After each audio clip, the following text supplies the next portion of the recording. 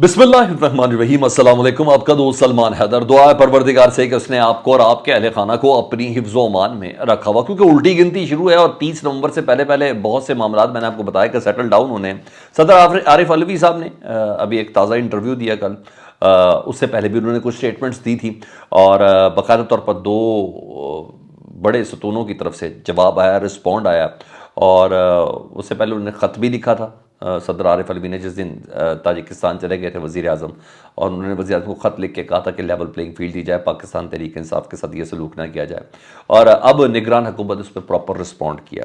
मैं रिस्पॉन्ड से पहले आपको बताता हूँ कि सदर ने कल इंटरव्यू में क्या कहा। तो सदर कहते हैं कि मैंने इलेक्शन कमीशन को तारीख का पूछा ना, आपने तारीख क्यों नहीं दी, आपको सुप्रीम कोर्ट कह रही है। मैंने कहा मैंने इलेक्शन कमीशन को ख़त लिखा था और उनको बुलाया था, ठीक है, और हुकूमत को वजारत कानून मशवरा देती है, यानी सदर को वजारत कानून मशवरा देती है, तो मैं पाबंद हूँ वजारत कानून की और हुकूमत की बात मानने पर।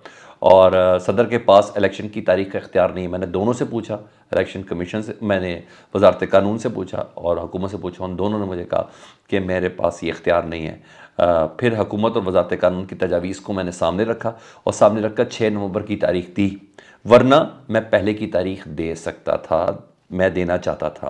अच्छा, सदर की स्टेटमेंट पर ना वज़ीर इत्तलात मुर्तज़ा सोलंकी ने बहुत सियासी स्टेटमेंट दी, जो उनके वजारत और उनके कद काट से बिल्कुल मुनाफी है। बल्कि फिर वही बात आ गई ना, पहले भी चीफ़ इलेक्शन कमिश्नर ने सदर के अहदे की तज़लील की थी, पाकिस्तान के सबसे बड़े आइनी अहदे की तज़लील की थी उनकी दावत पर ना जाकर, और अब फिर ये मुर्तज़ा सोलंकी साहब ने रिस्पॉन्ड किया। मुर्तज़ा सोलंकी साहब कहते हैं कौम की ख्वाहिश है कि सदर वफाक की अलामत बनकर नजर आएँ। ये होते कौन है? निगरान वज़ीर इत्तलात, पाकिस्तान के आइनी अहदा रखने वाले से मुतल्लिक, सबसे बड़े आइनी अहदा रखने वाले से मुतल्लिक। उन्होंने कहा कौम की ख्वाहिश है कि सदर वफाक की अलामत बनकर नजर आएँ, ऐसा तासुर ना दें कि लोग उन्हें एक जमात का तर्जुमान के तौर पर देखें। यानी वो बताना चाह रहे हैं कि सदर पाकिस्तान तहरीक इंसाफ के तर्जुमान है। बदतमीज़ी और क्या है। और कहते हैं मुर्तज़ा सोलंकी साहब, बदकिस्मती से जैसे जैसे इलेक्शन की तारीख करीब आ रही है, सदर के बयानात उनके आइनी किरदार से मुतसादिम नज़र आ रहे हैं। ठीक है, अब ये मुर्तज़ा सोलंकी साहब बताएंगे। उन्होंने कहा इलेक्शन कमीशन की तरफ से सदर की तरफ, इलेक्शन कमीशन के ऊपर जो सदर ने कहा है ना कि सबको लेवल प्लेइंग फील्ड नहीं दी जा रही और मौके फराहम नहीं की जा रही, ये बात शर्मनाक है, ये सदर को शर्म दिला रहे हैं। वो कह रहे सदर को अच्छे से मालूम है कि आज लेवल प्लेइंग फील्ड का, ये देखिए कितनी सियासी स्टेटमेंट है। सदर को अच्छे से मालूम है कि आज लेवल प्लेइंग फील्ड का मुतालबा करने पिच उखाड़ कर भाग गए थे। सदर आइनी फ़र्ज़ पूरा करें। आप अंदाज़ा लगा लें कि मामलात किस तरफ जा रहे हैं और इलेक्शन कमीशन किस तरीके से इन तमाम चीज़ों को, निगरान हुकूमत किस तरीके से आगे वाले वक्त में पाकिस्तान तहरीक इंसाफ को रिस्पॉन्ड करेगी। ये हालत है। और असूल तो ये बनता था कि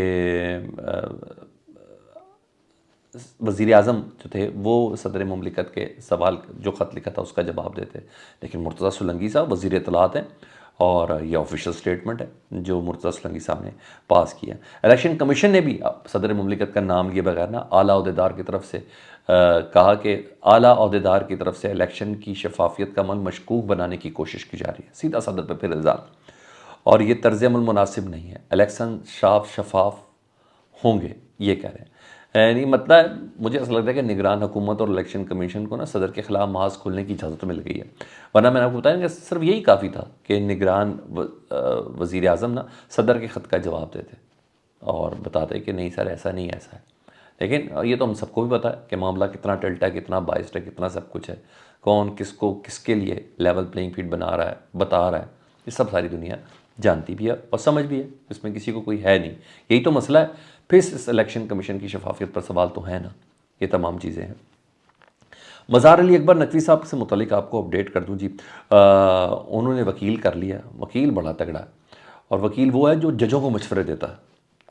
आम तौर पर जजेस हजरात सुप्रीम कोर्ट और इस्लामाबाद हाई कोर्ट उनको मशवरे के लिए बुलाती है, अपनी मुआवनत के लिए बुलाती है। जी हाँ, मज़ार अली अकबर साहब ने उस वकील को किया, मखदूम अली ख़ान साहब, नाम आपने सुना होगा।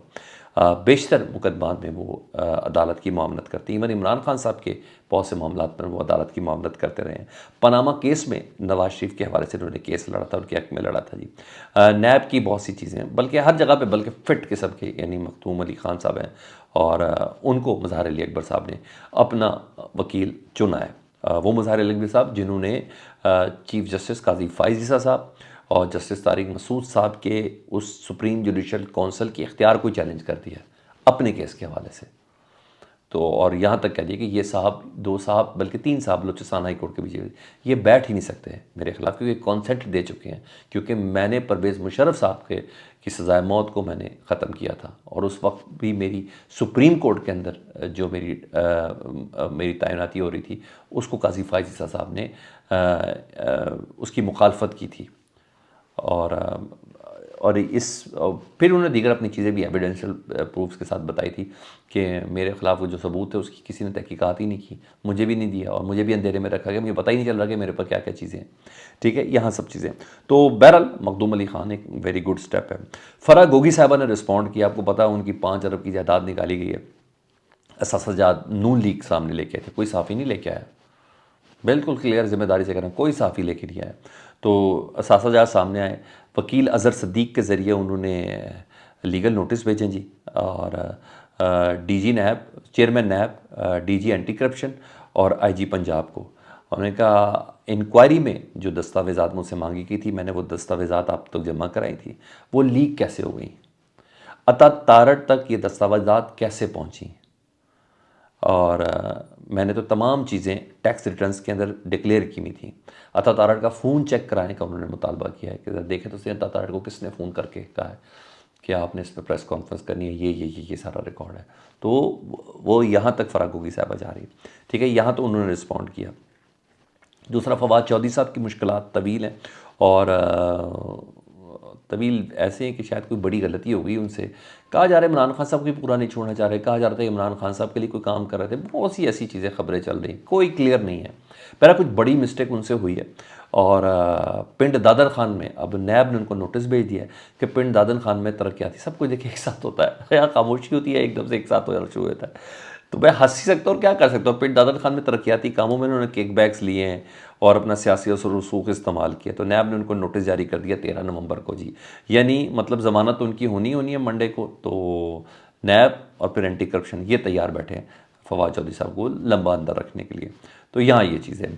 میاں اسلم اقبال صاحب کے بھائی، آپ کو پتا امجد اقبال صاحب نے کل ایک ویڈیو پیغام دیا، اور انہوں نے کچھ دنوں سے وہ غائب تھے، ان کو لے کے گئے تھے، ان کی ویڈیوز بھی ہیں کہ جب ان کو اٹھا کے لے کے گئے تھے، تو اچانک وہ ظاہر ہوئے، اور ظاہر ہونے کے بعد انہوں نے بتایا کہ میں اب میرا پاکستان تحریک انصاف سے کوئی تعلق نہیں ہے، اور میں آزاد حیثیت سے اب الیکشن لڑوں گا، میں اور میرا بھائی افضل اسلم بھی، اور اس سے متعلق بھی بتایا، لیکن میاں اسلم اقبال سے متعلق انہوں نے کوئی بات نہیں بولی۔